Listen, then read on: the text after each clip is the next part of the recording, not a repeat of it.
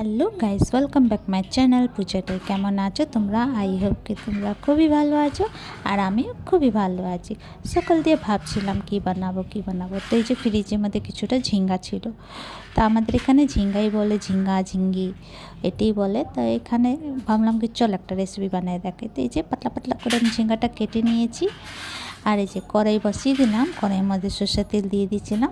সরষের তেল গরম হয়ে গেলে আর এখানে পাতলা পাতলা করে লম্বা লম্বা আলু কেটে ভালো করে ধুয়ে এই যে একটু ফ্রাই করে নেব হলুদ নুন দিয়ে। একটুখানি হলুদ দেবো আর একটুখানি নুন দেবো, বেশি দেবো না। একটু ফ্রাই করে নেব লাল লাল করে।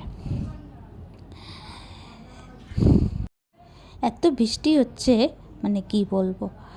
আর এখানে দেখো একটা কাপের মধ্যে এই যে ডিমটাকে ফাটিয়ে নেব, দিয়ে দেবো এর মধ্যে একটুখানি পেঁয়াজ আর একটুখানি কাঁচা লঙ্কা, একটুখানি নুন দিয়ে একটু ফেটে নেব, আমলেট করে নেব।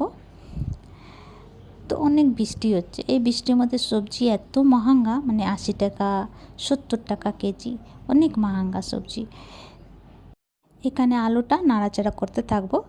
তা ফ্রাই হয়ে গেলে এবার তুলে নেব। তো এখানে দেখো ফ্রাই হয়ে গেছে, এবার আমি তুলে নেব। এই তো সমস্ত আলু আমি তুলে নিলাম। এবার ওই কড়াইয়ের মধ্যে তেলটা গরম হয়ে গেলে এই যে আমলেটটা বানিয়ে নেব। এক একটা করে সমস্ত আমলেট বানিয়ে নেব আমি। তোমরা চাইলে এই আমলেটের মধ্যে একটুখানি টমাটো আর ধনেপাতা দিতে পারো, পর আমি দিই নেই। তো এখানে দেখো সমস্ত আমলেট আমার হয়ে গেছে এক একটা করে। এবার তুলে নেব।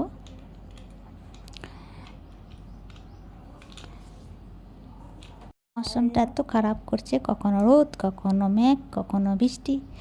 তো এই যে ওই কড়াইয়ের মধ্যে আবার একটু সর্ষের তেল দিয়ে জিরে, তেজপাতা, শুকনো লঙ্কা ফোড়ন দিয়ে একটু ফোড়নটা পুড়ে গেলে তারপরে এর মধ্যে দিয়ে দেবো একটা মিডিয়াম সাইজ একটা পেঁয়াজ কুচি কুচি কেটেছিলাম, দিয়ে একটু ফ্রাই করে নেব। একটুখানি গলে গেলে তারপরে এর মধ্যে দিয়ে দেবো আমি টমাটোর। তো টমাটোর অনেক মহাঙ্গা, 80 টাকা কেজি। আর এখানে দেখো ঝিঙ্গাটা যে কেটেছিলাম এটা পেঁয়াজের সঙ্গে ফ্রাই করে নেব। একটুখানি ফ্রাই করব, বেশি না। ঢেকে ঢেকে ততক্ষণ আমি মশলা বানিয়ে নেব। দিয়ে দেবো ধনে গুঁড়ো, জিরে গুঁড়ো, হলুদ গুঁড়ো, লঙ্কা পাউডার আর স্বাদ অনুসার নুন, আর দিয়ে দেবো আদা রসুন পেস্ট। একটুখানি জল দেব, মিলিয়ে নেব। তারপরে ঝিঙ্গাটা নাড়াচাড়া করতে থাকবো। তো এখানে দেখো একটু ফ্রাই হয়ে গেছে, 30-40% ফ্রাই করতে আছে, বেশি ফ্রাই করতে নেই। তারপরে এর মধ্যে মশলাটা দিয়ে দেব, দিয়ে ভালো করে ফ্রাই করব। তব তক ফ্রাই করবো জব তক তেল না ছেড়ে দেয়। তো এখানে দেখো ঢেকে ঢেকে ঢেকে ঢেকে ফ্রাই করলাম, আর ঝিঙ্গাটা তাড়াতাড়ি গলে যায়। তারপরে দিয়ে দেবো ওই যে ফ্রাই করা আলুটা।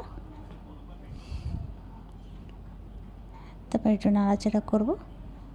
তারপরে জল দিয়ে দেব, নর্মাল জল দিয়ে ভালো করে মিলিয়ে নেব। একটুখানি ফুটে গেলে ঢেকে দেব আগে, আর একটুখানি ফুটে গেলে তারপরে এই যে এক একটা করে আমলেটটা দিয়ে দেব, ভালো করে ফুটিয়ে নেব।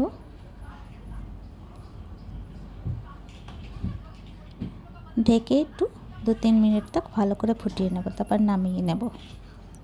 এখানে একটা আলু দেখে নেব সিদ্ধ হয়েছে কি না। তো এই যে সিদ্ধ হয়ে গেছে, এই ভাঙা আলুটাকে দিয়ে দেবে গ্রেভিটার মধ্যে। এই ভাঙা আলু যদি তুমি গ্রেভির মধ্যে দাও না, গ্রেভিটা একটু ঘন হয়ে যাবে। তো এই যে রেডি ঝিঙ্গা আমলেট আলু তরকারি।